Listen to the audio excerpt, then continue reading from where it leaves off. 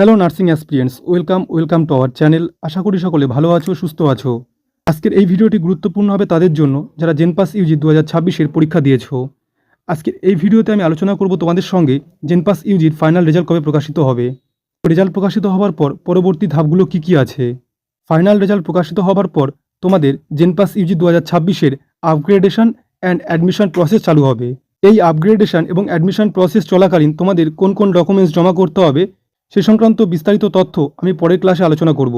তাহলে আজকে এই ভিডিওতে আমি কি আলোচনা করতে চলেছি, জেনপাস ইউজি 2026-এর রেজাল্ট কবে প্রকাশিত হবে, তোমাদের কোন কোন ডকুমেন্টসগুলো এখনই তৈরি করে রাখতে হবে।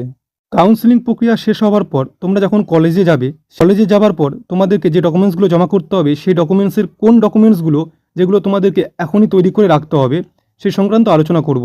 ভিডিওটি শুরু থেকে শেষ অবধি দেখো, ভিডিওটি কেউ স্কিপ করবে না। অনেক নতুন নতুন তথ্য তোমরা এই ভিডিওর মাধ্যমে জানতে পারবে।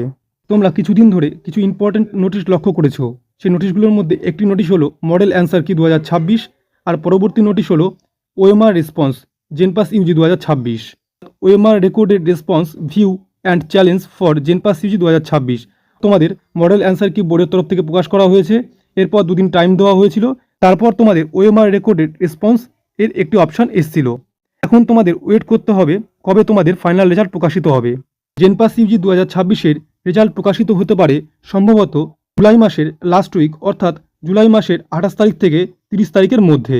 যেহেতু 28 থেকে 30 তারিখের মধ্যে যদি তোমাদের জেনপাস ইউজি 2026-এর ফাইনাল রেজাল্ট প্রকাশিত হয়, এর পরের ধাপ হলো কাউন্সেলিং, অর্থাৎ জেনপাস ইউজি 2026-এর কাউন্সেলিং শুরু হতে পারে সম্ভবত আগস্ট মাসের 3 তারিখ থেকে 6 তারিখের মধ্যে। 28 থেকে 30 তারিখের মধ্যে যদি তোমাদের রেজাল্ট দেয় এবং 3 থেকে 6 তারিখের মধ্যে আগস্ট মাসে যদি তোমাদের কাউন্সেলিং প্রক্রিয়া শুরু হয়, কাউন্সেলিংয়ের মাধ্যমে তোমরা তোমাদের কলেজ পেয়ে যাবে। এরপর তোমাদেরকে কলেজে গিয়ে যে সমস্ত ডকুমেন্টসগুলো জমা করতে হবে, এই সমস্ত ডকুমেন্টসগুলোর মধ্যে গুরুত্বপূর্ণ একটি ডকুমেন্টস হলো ডোমিসাইল সার্টিফিকেট।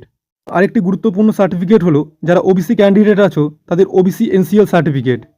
এছাড়াও আরেকটি গুরুত্বপূর্ণ সার্টিফিকেট আছে, সেটি হলো ইডাব্লিউএস সার্টিফিকেট। এই সমস্ত সার্টিফিকেটগুলো তোমরা কীভাবে তৈরি করবে সে সংক্রান্ত বিস্তারিত আলোচনা আমি পরের ভিডিওতে করব। আজকের এই ভিডিওর মূল বিষয়বস্তু ছিল তোমাদেরকে জানানো জেনপাস ইউজি 2026-এর রেজাল্ট সম্ভবত কবে প্রকাশিত হতে পারে, কাউন্সেলিং কবে শুরু হতে পারে। ভিডিওটি শেষ করার আগে পুনরায় আরেকবার তোমাদেরকে বলছি, জেনপাস ইউজি 2026-এর ফাইনাল রেজাল্ট প্রকাশিত হতে পারে সম্ভবত জুলাই মাসের 28 তারিখ থেকে 30 তারিখের মধ্যে।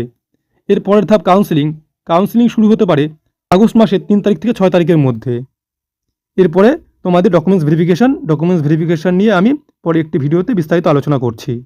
যারা এখনও এই চ্যানেলটি সাবস্ক্রাইব করোনি তারা অবশ্যই চ্যানেলটি সাবস্ক্রাইব করে পাশে থাকা বেল আইকনটি প্রেস করে দিও।